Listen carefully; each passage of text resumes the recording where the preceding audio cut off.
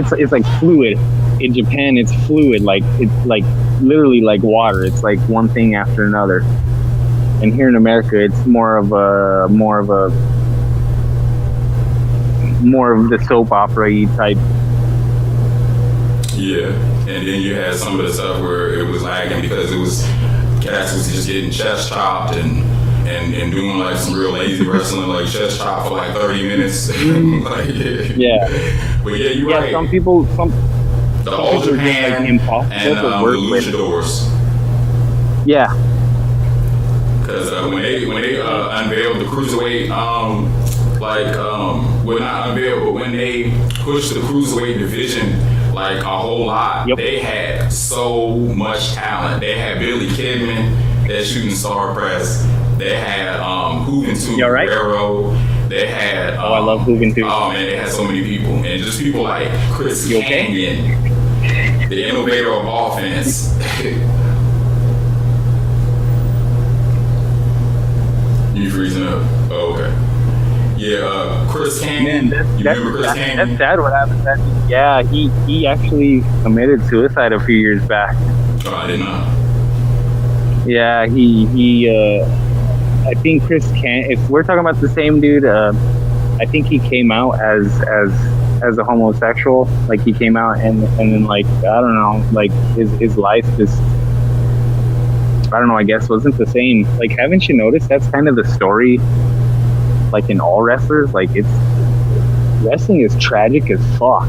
Like there's nothing more tragic than after wrestling that you hear about. Oh yeah. We've seen it time and time again, just like that whole Jake the Snake story. That was crazy. Mm-hmm. Yeah.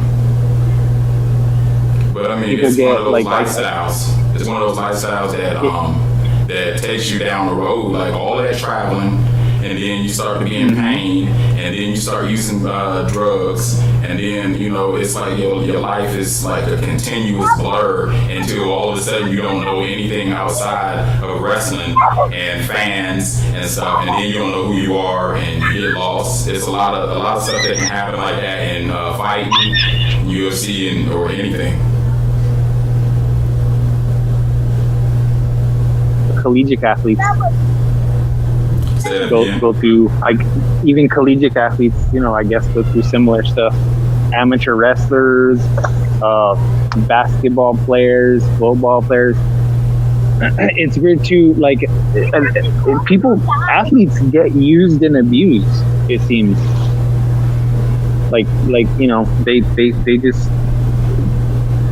they use them because they're that good or they're that great, and then like the second they get injured, they're like, "No, we don't need you anymore. You're done." Like that type of stuff. Yeah, that's why it's a great argument for people like Money Mayweather and for Conor McGregor, because people are like, "Oh, you got to do this. The company says do this. You can't just, you're not bigger than the company." But it's like they were selfish with themselves and how they wanted their life to go. And it's like now Conor McGregor, if you don't want to fight, you don't have to. Some of these people, they didn't do good business, and now they still have to fight. And these people made all this blood money off of them, and they didn't have anything to fall back on, and their life gets ruined. They strung out and get strung along. Mm-hmm. I seen this 30 for 30. You ever watch that 30 for 30? No. On I want to say it's on ESPN or whatever. It's on one of those channels, like sports channels.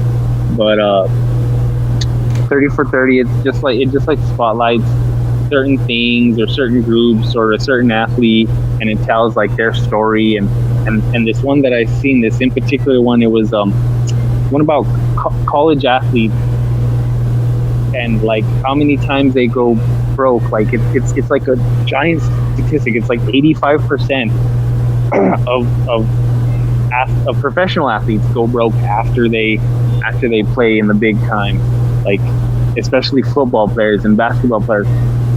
It was showing these people that like inside the locker rooms, like you want to compete with, you know what I mean? Like,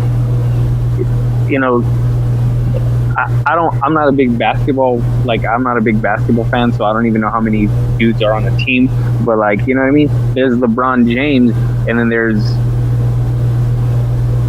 the complete end of LeBron James on that same team. You know what I mean? But you want to keep up. You want to keep living that lifestyle and stuff. And there's people in the locker room that are wearing, like, you know, like fucking like $20,000 suits or whatever, and you want to wear the same thing. And they actually have people in the locker room who pimp this stuff to the athletes.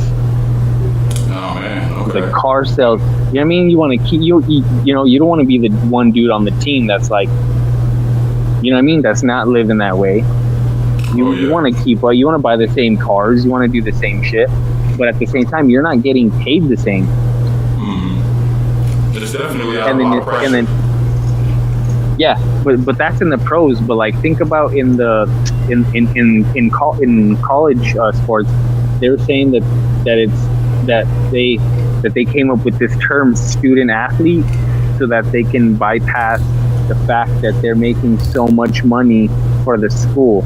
You know what I mean? It's like a loophole. They're a student athlete. They're not an athlete. They're a student athlete. Like, you know how big of a business college football is and stuff, like that type of stuff. Like, you know how much money these colleges are making, selling merch and putting on games, and like college football and college basketball, these college sports, they're a big revenue.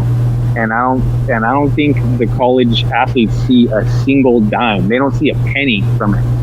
Well, that's what I was always wondering, how people that made so much could lose so much or not have anything in the end. But I'm sort of seeing now that when you generate that much currency, there are a lot of people around to get paid. They know where the money is. So there's a lot of services that they go ahead and get, and things that they're supposed to get, or, you know, oh man, this is how everybody does it.